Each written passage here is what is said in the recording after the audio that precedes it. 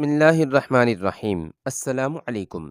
سیاح ان اجڑی ہوئی عمارات کو دیکھ کر یہ کہیں گے کہ کیا انہیں تعمیر کرنے والے واقعی مسلمان تھے؟ فرڈینینڈ نے ہم سے خراج مانگا ہے اور ہم نے اسے یہ جواب دیا ہے کہ ہمارے دارالضرب میں صرف تلواریں بنتی ہیں، اور یہ جواب اس یقین کے ساتھ ہم نے دیا ہے کہ ہماری تلواریں ہماری آزادی کی حفاظت کر سکتی ہیں۔ موسیٰ کی تقریر کے بعد لوگ شور مچانے لگے کہ ہم سرحدی عقاب سے کچھ سننا چاہتے ہیں۔ ابو الحسن نے بدر بن مغیرہ کی طرف دیکھتے ہوئے کہا، آپ ضرور کچھ کہیں، میرے محل کے سامنے کبھی اتنے آدمی اکٹھے نہیں ہوئے۔ بدر بن مغیرہ تذبذب کی حالت میں ادھر ادھر دیکھ رہا تھا کہ موسیٰ نے بازو سے پکڑ کر اسے سیڑھیوں پر کھڑا کر دیا۔ بدر بن مغیرہ کے لیے اتنے آدمیوں کے سامنے تقریر کرنا ایک بہت بڑی آزمائش تھی۔ چند لمحات کے لیے وہ تذبذب کی حالت میں لوگوں کی طرف دیکھتا رہا۔ بالآخر اس نے جھجکتے ہوئے ابتدا کی، زندہ دلان غرناطہ، موسیٰ بن ابی غسان کی تقریر کے بعد کسی اور کی تقریر کی ضرورت نہیں سمجھتا، اور شاید تم بھی خواب غفلت سے جاگنے کے لیے سورہ اسرافیل کے بعد کسی اور ہنگامے کی ضرورت محسوس نہ کرو۔ میرا یہ دعویٰ ہے کہ جو قوم اپنے دور انحطاط میں بھی ابو موسیٰ جیسا مجاہد پیدا کر سکتی ہے، اسے کوئی نہیں مٹا سکتا، لیکن یہ ضروری ہے کہ تم جس شخص کو اپنا رہنما سمجھو اس کی آواز پر صدقے دل سے لبیک کہو، اور وہ جو کہے اس پر عمل کرو۔ یاد رکھو، دنیا کا بڑے سے بڑا طبیب ایسے مریض کو فائدہ نہیں پہنچا سکتا جو خود مرنے پر تلا ہوا ہے۔ تم اپنے گرد و پیش سے اچھی طرح واقف ہو، تمہارے افق پر چاروں طرف مصائب کی گھٹائیں چھائی ہوئی ہیں۔ قرطبہ اور اشبیلیہ میں ہماری سطوت کے محل مسمار ہو چکے ہیں۔ اس ملک میں 800 برس کی حکومت کے بعد ہماری قوم کے لاکھوں افراد ایک ایسے دشمن کی غلامی کی چکی میں پس رہے ہیں جس کے دل میں ہمارے لیے نہ رحم ہے اور نہ انصاف۔ آج صرف غرناطہ ہمارا آخری حصار رہ گیا ہے، اور اگر ہم نے ان غلطیوں کا اعادہ کیا جو قرطبہ، اشبیلیہ اور تلیطلہ وغیرہ میں ہمارے بھائیوں سے سرزد ہو چکی ہیں، تو مجھے ڈر ہے کہ کسی دن یہ بھی ہمارے ہاتھ سے نکل جائے گا۔ جب شمال کے عیسائی امراء ہمارے خلاف متحد ہو رہے تھے، ان شہروں میں ہمارے اپنے ایک دوسرے سے برسر پیکار تھے۔ ایک کافر دوسرے کافر کو گلے لگا رہا تھا، لیکن ایک مسلمان دوسرے مسلمان کا گلا کاٹ رہا تھا۔ ہمارے دشمنوں نے یہ ثابت کر دکھایا کہ تمام کفر ایک ہے، لیکن ہم یہ ثابت نہ کر سکے کہ اگر تمام کفر ایک تو تمام اسلام بھی ایک ہے۔ وہ فتوحات کے شوق میں متحد ہو گئے، لیکن ہمیں اپنی شکست کا خوف بھی متحد نہ کر سکا۔ مراکشی مسلمان بربری مسلمان کا دشمن بنا رہا، اور بربری مسلمان اندلسی مسلمان کے خون کا پیاسا رہا۔ نتیجہ یہ ہوا کہ یہ شہر ایک ایک کر کے ہمارے ہاتھ سے نکل گئے۔ دشمنان اسلام پھر ایک بار متحد ہو رہے ہیں۔ اب ان کی نظر غرناطہ پر ہے۔ اگر خدا نہ خواستہ ہم غرناطہ کی حفاظت بھی نہ کر سکے تو اندلس میں مسلمانوں کا صرف نام رہ جائے گا۔ یہ سب باتیں ابو موسیٰ تم سے کہہ چکا ہے۔ میں صرف ایک بات تم سے کہنا چاہتا ہوں کہ اب الفانسو کے بجائے فرڈینینڈ ہمارے ساتھ تلوار کی زبان سے ہم کلام ہونا چاہتا ہے، اور ہمیں یہ ثابت کرنا ہے کہ مسلمان آج بھی تلوار کی زبان بولنا جانتا ہے۔ اہل غرناطہ، قوموں کی زندگی میں ایک ایسا وقت بھی آتا ہے جب قلم کے بجائے تلوار کی زبان زیادہ صحیح ہوتی ہے، اور تمہارے لیے وہ وقت آ چکا ہے۔ بدر بن مغیرہ کی تقریر کے دوران جب لوگ نعرے لگا رہے تھے، ابو الحسن نے اس سے کہا، میں آپ کے ساتھ باتیں کرنے کے لیے بے قرار ہوں۔ جلوس کے اختتام پر ابو موسیٰ آپ کو میرے پاس لے آئے گا۔ بالآخر سرحدی عقاب کی آمد سے 10 دن بعد غرناطہ کے باشندے ہزاروں کی تعداد میں شہر سے باہر کھڑے ہو کر ابو الحسن کی فوج کو خدا حافظ کہہ رہے تھے۔ برسوں کے بعد غرناطہ کی فوج پہلی بار اپنی سلطنت کے کسی امیر کی سرکوبی کے بجائے دشمن کے خلاف کسی محاذ پر جا رہی تھی۔ برسوں کے بعد ہسپانوی، بربری اور عربی مسلمان امراء اور سپاہی ایک امیر کے جھنڈے تلے جمع ہوئے تھے۔ ابو الحسن نے کوچ کا حکم دینے سے پہلے فوج کا معائنہ کرنے کے بعد بدر بن مغیرہ سے کہا، بدر، تم نے ٹوٹے ہوئے دلوں کو جوڑا ہے۔ خدا کی قسم، اگر عربی، بربری اور ہسپانوی مسلمان اسی طرح دوش بدوش کھڑے رہے تو کوئی وجہ نہیں کہ قیامت کے دن ہمیں اپنے اسلاف کے سامنے شرمندہ ہونا پڑے۔ ہم پھر ایک بار فرانس تک پہنچیں گے۔ بدر بن مغیرہ نے جواب دیا، مجھے یقین ہے کہ جب تک آپ کی تلوار نیام سے باہر رہے گی، اہل غرناطہ میں انتشار پیدا نہیں ہوگا۔ ان لوگوں کو ایک صف میں کھڑا کرنے کے لیے ایک متحدہ محاذ کی ضرورت تھی۔ جب تک ہماری تلواریں نصرانیوں کے ساتھ ٹکراتی رہیں گی، اس وقت تک مسلمان گھریلو جھگڑوں کی طرف توجہ نہیں دیں گے۔ الزغل اس مہم میں اپنے بھائی کا ساتھ دینے پر مصر تھا، لیکن بعض وجوہات کی بنا پر ابو الحسن نے دارالسلطنت کی حفاظت اور اس سے زیادہ اپنے بیٹے کی نگرانی کے لیے اپنے بھائی الزغل کو دارالخلافہ میں چھوڑنا مناسب خیال کیا۔ موسیٰ بن ابی غسان اس کا نائب سالار تھا اور ہرول کے طوفانی دستوں کی قیادت بدر بن مغیرہ کے سپرد تھی۔ ابو الحسن نے سرحد کے چند علاقے مسخر کرنے کے بعد صخرہ کا محاصرہ کر لیا، اور جب غرناطہ میں اس شہر کے محاصرہ کی خبر پہنچی تو عوام میں مسرت کی ایک لہر دوڑ گئی۔ صخرہ کا عیسائی حاکم مسلمانوں پر اپنے وحشیانہ مظالم کے باعث فرڈینینڈ کے تمام عمال سے زیادہ بدنام تھا۔ اہل غرناطہ برسوں سے صخرہ سے بھاگ کر غرناطہ میں پناہ لینے والے مسلمانوں کی مظلومیت کی داستانیں سن رہے تھے۔ صخرہ کے محاصرے کی خبر سن کر انہوں نے مساجد میں ابو الحسن کی فتح اور درازی عمر کی دعائیں کیں۔ ابو الحسن کا خیال تھا کہ صخرہ کا محاصرہ طول کھینچے گا، لیکن 4 دن کے بعد رات کے تیسرے پہر شہر کے باغی مسلمانوں کی ایک جماعت نے پہرے داروں پر حملہ کر کے شہر کا ایک دروازہ کھول دیا، اور ابو الحسن کی فوج، جسے وہ پہلے ہی اپنے اس ارادے سے باخبر کر چکے تھے، معمولی مزاحمت کو کچلنے کے بعد شہر پر قابض ہو گئی۔ اس جنگ میں زخمیوں کی تعداد بہت کم تھی۔ انہیں ابو الحسن کے حکم سے گورنر کے محل کے ایک کشادہ کمرے میں پہنچا دیا گیا۔ دوپہر کے وقت ابو الحسن موسیٰ، بدر اور چند دوسرے سالاروں کے ساتھ زخمیوں کو دیکھنے کے لیے آیا۔ چند جراح جو ان زخمیوں کی مرہم پٹی کر رہے تھے ادب سے سر جھکا کر کھڑے ہو گئے، لیکن ایک شخص جو انتہائی انہماک کے ساتھ ایک سپاہی کے ایک سر اور گردن کے زخموں پر پٹی باندھ رہا تھا، ابو الحسن کے قریب پہنچنے پر بھی ٹس سے مس نہ ہوا۔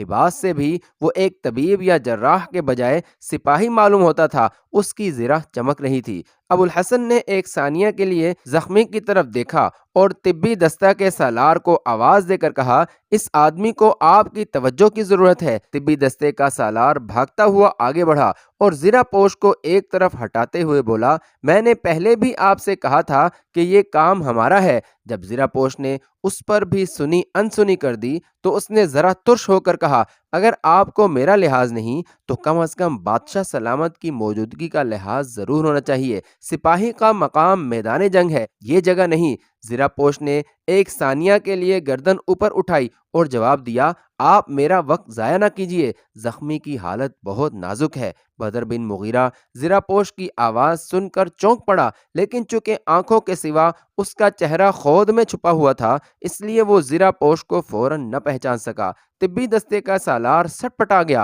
اور اس نے کہا، اگر آپ کو پٹی باندھنے کا شوق ہے تو باہر جا کر دشمن کے کسی مقتول پر تباہ آزمائی کریں۔ زرہ پوش نے پٹی کو آخری گرہ دیتے ہوئے کہا، مجھے پٹی باندھنے کا شوق نہیں، زخمیوں کا علاج کرنے کا شوق ہے۔ ابو الحسن کی حیرت دلچسپی میں تبدیل ہو چکی تھی، لیکن طبیب کی قوت برداشت جواب دے چکی تھی۔ اس نے زخمی کی نبض پر ہاتھ رکھتے ہوئے ایک اور طبیب کو آواز دے کر کہا، اسے باہر لے جاؤ، یہ کوئی جنونی قسم کا آدمی معلوم ہوتا ہے۔ دوسرا طبیب آگے بڑھا، لیکن ابو الحسن کا اشارہ پا کر اس نے اپنے افسر کے حکم کی تعمیل نہ کی۔ طبی دستہ کے سالار نے زخمی کی پٹی کھولنے کی کوشش کی، لیکن زرہ پوش نے اس کا ہاتھ روکتے ہوئے کہا، اگر آپ نے پٹی کھول دی تو اس کی موت یقینی ہے۔ میں آپ کے کام میں دخل نہ دیتا، لیکن آپ کو شاید یاد نہیں کہ آپ نے اسے ناقابل علاج سمجھ کر چھوڑ دیا تھا۔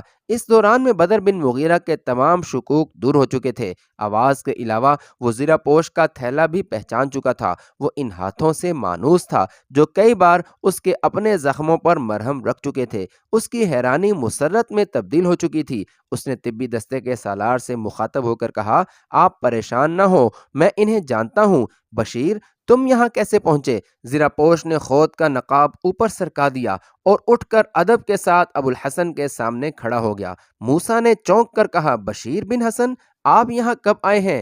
اس نے جواب دیا، میں آج ہی یہاں پہنچا ہوں۔ موسیٰ نے ابو الحسن سے مخاطب ہو کر کہا، یہ بشیر بن حسن ہیں، یہ ہمارے عقاب کے پروں کی رکھوالی کرتے ہیں۔ ابو الحسن نے گرم جوشی کے ساتھ بشیر بن حسن سے مصافحہ کرتے ہوئے کہا، میں آپ کی تعریف سن چکا ہوں۔ بشیر بن حسن نے ابو الحسن کے ہاتھ کو بوسہ دیتے ہوئے کہا، معاف کیجیے، میری طرف سے آداب بجا لانے میں کوتاہی ہوئی۔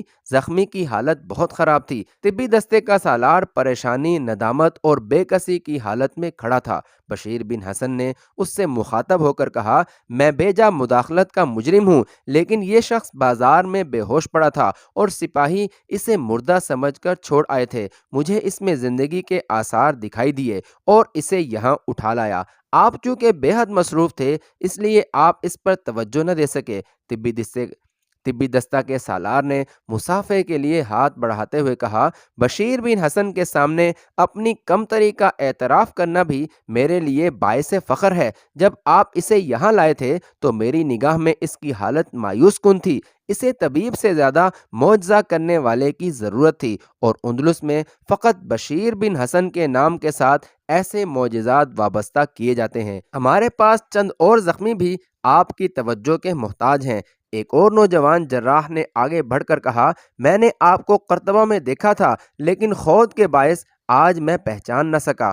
بشیر بن حسن نے کہا، مجھے ڈر تھا کہ خود کے بغیر آپ کو میری اجنبیت اور زیادہ محسوس ہوگی۔ اس کے علاوہ زخمیوں میں ہمارے چند ساتھی بھی ہیں۔ مجھے خطرہ تھا کہ وہ مجھے دیکھ کر شور مچا دیں گے اور آپ میں سے بعض زخمیوں کو چھوڑ کر میری طرف متوجہ ہو جائیں گے، اور میں بھی اس زخمی کی حالت پر پوری توجہ نہیں دے سکوں گا۔ ابو الحسن نے کہا، ہمیں افسوس ہے کہ ہم نے اس بات کا احساس نہیں کیا۔ آپ دوسرے زخمیوں کو دیکھیں اور فارغ ہو کر مجھ سے ضرور ملیں۔ ابو الحسن، بدر بن مغیرہ اور موسیٰ چلے گئے اور بشیر بن حسن دوسرے زخمیوں کی مرہم پٹی میں مشغول ہو گیا۔ اندلس کے باقی شہروں کی طرح غرناطہ میں بھی اس کے نام کی شہرت پہنچ چکی تھی۔ طبی دستہ کے تمام افراد اس کے ساتھ مصافحہ کرنے، ہم کلام ہونے اور اس کے حکم کی تعمیل کرنے میں فخر محسوس کرنے لگے۔ ان کے احساس مرعوبیت کی ایک وجہ یہ بھی تھی کہ بشیر بن حسن سرحدی عقاب کا ساتھی تھا۔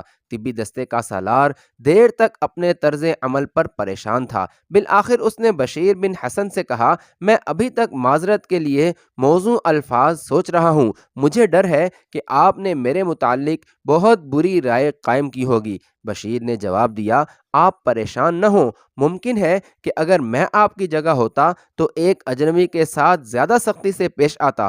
تھوڑی دیر کے بعد وہ زخمی جس کی بشیر بن حسن نے سب سے پہلے مرہم پٹی کی تھی، نیم بے ہوشی کی حالت میں آہستہ آہستہ کراہنے لگا۔ بشیر بن حسن نے اپنے تھیلے سے ایک دوا نکال کر پیالی میں ڈالتے ہوئے ایک طبیب سے کہا، یہ تھوڑی دیر کے بعد ہوش میں آ جائے گا۔ جب آنکھیں کھولے آپ فوراً اسے یہ دوا پلا دیں۔ دوا پیتے ہی اسے نیند آ جائے گی۔ شام کے وقت میں خود آ کر اس کی حالت دیکھوں گا۔ اس وقت آپ یہ خیال رکھیں کہ کوئی اسے جگانے یا اس کے ساتھ بات کرنے کی کوشش نہ کرے۔ دوپہر کے وقت جب بدر بن مغیرہ کو تنہائی میں بشیر کے ساتھ گفتگو کرنے کا موقع ملا تو اس نے اپنے دوست کی غیر متوقع آمد کی وجہ پوچھی۔ بشیر بن حسن نے جواب دیا، میری زندگی کی سب سے بڑی خواہش تھی کہ میں غرناطہ میں ابو الحسن کی فوج کی روانگی کا منظر اپنی آنکھوں سے دیکھوں، لیکن مجھے اس وقت اطلاع ملی جب یہ فوج غرناطہ سے کوچ کر چکی تھی۔ تاہم میں نے خیال کیا کہ میں جنگ کے دوران میں ضرور پہنچ جاؤں گا۔ ابو داؤد بھی مجھے غرناطہ تک اپنے ساتھ لے جانے پر بضد تھا۔ منصور بن احمد نے میری درخواست اور ابو داؤد کی سفارش پر مجھے اجازت دے دی۔ غرناطہ پہنچ کر مجھے پتہ چلا کہ آپ صخرہ کا محاصرہ کر چکے ہیں۔ میں یلغار کرتا ہوا آج صبح یہاں پہنچا تو یہ شہر فتح ہو چکا تھا۔ بدر بن مغیرہ نے مسکراتے ہوئے کہا، اور میں زخمی نہ تھا، اس لیے تمہاری ادویات دوسروں کے کام آئیں۔ سچ کہو، تمہاری یہ بھاگ دوڑ میری وجہ سے نہ تھی، تمہاری سلامتی میری زندگی کا ایک اہم مقصد ہے۔ بدر نے کہا، ایک فرد کی سلامتی میرے خیال میں ایسا بلند مقصد نہیں جس پر فخر کیا جا سکے۔ بشیر بن حسن نے محبت بری نگاہوں سے اپنے دوست کی طرف دیکھتے ہوئے کہا، بدر، تم میرے لیے ایک فرد نہیں، ایک قوم ہو، اور اگر میں ایک طبیب کی زبان استعمال کروں تو میں یہ کہوں گا کہ تم ہسپانیہ کے جسد ناتواں میں ایک دھڑکتا ہوا دل ہو۔ بدر نے کہا، یہ ایک شاعر کی زبان ہے۔ بشیر نے جواب دیا، خدا کا شکر ہے کہ میں شاعر نہیں، میں نے ازغل کے دسترخوان پر غرناطہ کے چند شعراء سے ملاقات کی ہے، وہ تمہاری تعریف میں ایک دوسرے پر سبقت لے جانے کی کوششیں کر رہے تھے۔ کیا کہتے تھے میرے متعلق وہ؟ بس یہی کہ تم ہوا میں اڑ سکتے ہو، پانی پر چل سکتے ہو، تمہیں دیکھ کر سمندر کی طوفانی لہروں میں سکون آ جاتا ہے، اور دریا کیا؟ مجھے یاد نہیں آ رہا، شاید وہ یہ کہتے تھے کہ دریا پہاڑوں کی طرف واپس ہو جاتے ہیں۔ بدر نے کہا، احمق کہیں کے۔ بشیر بن حسن نے ہنسی ضبط کرنے کی کوشش کرتے ہوئے کہا، نہیں، سب کے سب احمق نہیں تھے، ایک نے عقل کی چند باتیں بھی کی تھیں۔ وہ کیا؟ وہ یہ کہ سرحدی عقاب کا گھوڑا کوہ سرا نوادہ کی برف سے زیادہ سفید ہے، جب وہ چلتا ہے تو زمین پر لرزہ طاری ہو جاتا ہے، اس کی تلوار کی چمک سے سورج کی آنکھیں خیرہ ہو جاتی ہیں۔ بدر بن مغیرہ نے کہا، بشیر، اس زندہ دلی کا باعث یہ فتح ہے یا کچھ اور؟ بشیر نے جواب دیا، بدر، میں واقعی بہت خوش ہوں، میں محسوس کرتا ہوں کہ برسوں کے خوابوں کی تعبیر کا زمانہ شروع ہو چکا ہے۔ بدر نے سوال کیا، اینجلا کیسی ہے؟ بشیر نے جواب دیا، وہ ٹھیک ہے، لیکن تم نے ربیہ کے متعلق نہیں پوچھا، اسے کیا ہوا؟ واہ، تمہیں یہ خبر بھی نہیں؟ بشیر نے سنجیدہ ہو کر کہا، بشیر، تم اس کے متعلق کوئی بری خبر تو نہیں لائے؟ بشیر ہنس پڑا۔ بدر نے کہا، تم بہت شریر ہو۔ بشیر نے کہا، ربیہ تمہیں سلام کہتی تھی۔ جھوٹ! اچھا بھائی، یہی سمجھ لو کہ وہ تمہاری سلامتی کے لیے دعا کرتی تھی، مجھے یہ مان لینے میں کوئی اعتراض نہیں۔ خیر، اب مذاق چھوڑو، ابو داؤد کا کیا حال ہے؟ وہ بہت خوش ہے۔ غرناطہ پہنچتے ہی الزغل نے اسے شہزادہ ابو عبداللہ کا مصاحب خاص بنا دیا ہے، اسے رہنے کے لیے قصر الحمراء میں ایک مکان دے دیا گیا ہے۔ میرے خیال میں وہ شہزادے کو بہت جلد اپنا گرویدہ بنا لے گا۔ موسیٰ کی آمد پر ان کی گفتگو کا رخ بدل گیا۔ اس نے اطلاع دی کہ ابو الحسن آپ کو بلاتے ہیں۔ صخرہ کی فتح کے بعد ابو الحسن نے عیسائیوں کے ساتھ فیصلہ کن جنگ لڑنے کے لیے وسیع پیمانے پر تیاریاں شروع کر دیں۔ سلطنت کے وہ با اثر سردار اور قبائل کے رہنما جو اب تک بربری، عربی اور ہسپانوی مسلمانوں کے اندرونی جھگڑوں میں الجھے ہوئے تھے، مشترکہ دشمن کے خلاف متحد ہونے لگے۔ ہسپانوی اور بربری سرداروں کے لیے ابو الحسن ایک حکمران کے بجائے ایک مسلم حکمران بن چکا تھا۔ اس نے صلیب کے پرچم کے مقابلے میں ہلال کا پرچم بلند کیا تھا۔ علماء کا ایک با اثر طبقہ اس جنگ کو جہاد قرار دے چکا تھا۔ صخرہ کی فتح کے بعد جب ابو الحسن غرناطہ لوٹا تو اس نے پہلی بار یہ محسوس کیا کہ وہ صحیح معنوں میں غرناطہ کا حکمران بن چکا ہے۔ عوام نے فوجی مستقر سے لے کر الحمراء تک اس کے راستے میں پھولوں کی سیج بچھا رکھی تھی۔ رات کے وقت اس نے قصر الحمراء کے بلند مینارے پر کھڑے ہو کر چاروں طرف نگاہ دوڑائی۔ تمام شہر میں چراغاں تھا اور لوگ گلیوں اور بازاروں میں مسرت کے نعرے لگا رہے تھے۔ ابو الحسن نے آسمان کی طرف دیکھا اور ہاتھ اٹھا کر دعا کی، رب العزت، میرے کمزور بازوؤں کو طاقت عطا کر، مجھے طارق بن زیاد کا عزم اور موسیٰ بن نصیر کا حوصلہ عطا کر، میری قوم کو پھر ایک بار ان مجاہدین کا ولولہ عطا کر جن کے گھوڑے ایک طرف فرانس اور دوسری طرف چین کے دریاؤں کا پانی پیا کرتے تھے۔ ہماری نا اتفاقی کو اتفاق میں بدل دے، اس ریت کے انبار کو تو ایک چٹان بنا سکتا ہے۔ میرے مولا، ان لوگوں کو مایوس نہ کیجیے جو اس معمولی سی فتح پر اس قدر شادمان ہیں۔ میں اس کام کا اہل نہ تھا، لیکن اگر تو نے مجھے اس کام کے لیے منتخب کیا ہے تو مجھے ہمت، عزم اور استقلال دے، اور اگر میں اپنی زندگی میں اسلاف کی کھوئی ہوئی سلطنت واپس نہ لے سکوں تو ابو عبداللہ کو یہ توفیق دے، ورنہ مجھے یہ توفیق دے کہ میں غرناطہ کی سلطنت کے لیے کوئی صحیح جانشین منتخب کر سکوں۔ جب ابو الحسن مینار پر کھڑا یہ دعا مانگ رہا تھا، اس کا ولی عہد شہزادہ ابو عبداللہ اپنے نئے اتالیق ابو داؤد کے ساتھ محل کے ایک کمرے میں بیٹھا ہوا تھا۔ چند دن میں استاد اور شاگرد ایک دوسرے سے بہت مانوس ہو چکے تھے، اور ابو عبداللہ کا چچا الزغل جس نے ابو داؤد کو اس منصب تک پہنچایا تھا، اس بات پر پھولا نہ سماتا تھا کہ اس کا آوارہ مزاج بھتیجا اپنے باکمال اتالیق کے اشاروں پر چلتا ہے اور اس سے ایک لمحہ کے لیے بھی جدا ہونا پسند نہیں کرتا۔ ابو داؤد فطرتاً محتاط تھا، اسے یہ احساس تھا کہ اس کے شاگرد کی رگوں میں عربی خون ہے، اس لیے اس نے اپنے عزائم اور مقاصد کے اظہار میں عجلت سے کام لینا مناسب نہ سمجھا۔ وہ ایک بے تکلف مصاحب بن کر ابو عبداللہ کے خیالات سے واقفیت حاصل کرتا رہا، اور چند ہی دنوں میں یہ معلوم کر چکا تھا کہ وہ وقت آنے پر غرناطہ کے ولی عہد کو اپنا اعلی کار بنا سکے گا۔ ابو عبداللہ سے تنہائی میں پہلی ملاقات کے بعد وہ اسے اپنا گرویدہ بنا چکا تھا۔ اس نے اس کا ہاتھ دیکھا اور ہتھیلی کی چند لکیروں کی طرف اشارہ کرتے ہوئے کہا، شہزادے، تم غرناطہ کی حکمرانی کے لیے پیدا نہیں ہوئے۔ ابو عبداللہ کے چہرے پر اضطراب کے آثار پیدا ہوئے تو اس نے مسکرا کر کہا، یہ لکیریں تمہارے لیے سکندر کے بخت اور عبد الرحمن اعظم کے جاہ و جلال کی شہادت دیتی ہیں۔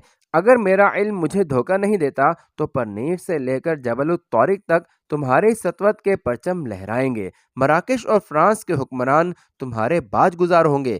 ابو عبداللہ کچھ دیر تک اپنے ہاتھ کی طرف دیکھنے کے بعد بولا، لیکن میرا چچا مجھے نالائق کہتا ہے۔ شہزادے، پھل پکنے اور پھول کھلنے کے لیے ایک وقت معین ہوتا ہے۔ جب تک تمہارے عروج کا وقت نہیں آئے گا، تمہارے عزیز اور خیر خواہ ایسی ہی باتیں کرتے رہیں گے، لیکن ان کا مقصد تمہاری بہتری ہے، برائی نہیں۔ وقت کا انتظار کرو۔ اس دن سے ابو عبداللہ اپنے آپ کو سکندر اور اپنے اتالیق کو ارسطو سمجھا کرتا تھا۔ دونوں اپنے اپنے خیال کے مطابق کسی موقع کے منتظر تھے۔ چند ملاقاتوں کے بعد استاد کو یہ معلوم ہو چکا تھا کہ اس کا شاگرد کون سے وقت کا انتظار کر رہا ہے، لیکن شاگرد کو اپنے استاد کے ارادوں کے متعلق کوئی علم نہ تھا، اور آج ابو عبداللہ کا یہ پیغام سن کر ابو داؤد اپنے مکان سے نکل کر اس کے پاس پہنچا تو اس کے استاد نے ایک ہی نظر میں یہ بھانپ لیا کہ اس کا شاگرد کسی نئی پریشانی میں مبتلا ہے۔ ابو عبداللہ نے اپنے استاد کی تعظیم کے لیے اٹھتے ہوئے خواجہ سرا کو حکم دیا کہ وہ دروازہ بند کر دے۔ استاد اور شاگرد آبنوس کی کرسیوں پر جو مخمل کی گدیوں سے آراستہ تھی بیٹھ گئے۔ ابو داؤد نے کہا، شہزادے، مجھے توقع تھی کہ تم اس وقت غرناطہ کے بازاروں میں مسرت کے ساتھ نعرے لگا رہے ہوگے۔ وہ کون سا خیال تھا جس نے اس وقت غرناطہ کے ولی عہد کو پریشان کر رکھا ہے؟ ابو عبداللہ نے کہا، کیا میرے استاد کا بھی یہی حکم ہے کہ میں موسیٰ الزیغری اور بدر بن مغیرہ کی فتح کے نعرے لگاؤں؟ کیا اس کام کے لیے میرے سوتیلے بھائی کافی نہیں جو آج کے جلوس میں نوکروں کی طرح ان کے گھوڑوں کے آگے آگے پیدل جا رہے تھے؟ یہ سب کچھ اس لیے ہو رہا ہے کہ وہ میرے متعلق جانتے ہیں کہ میں اس قسم کی خوشامد نہیں کر سکتا، اور وہ میرے والد کو ایک بار پھر یہ جتانا چاہتے ہیں کہ میں نالائق ہوں۔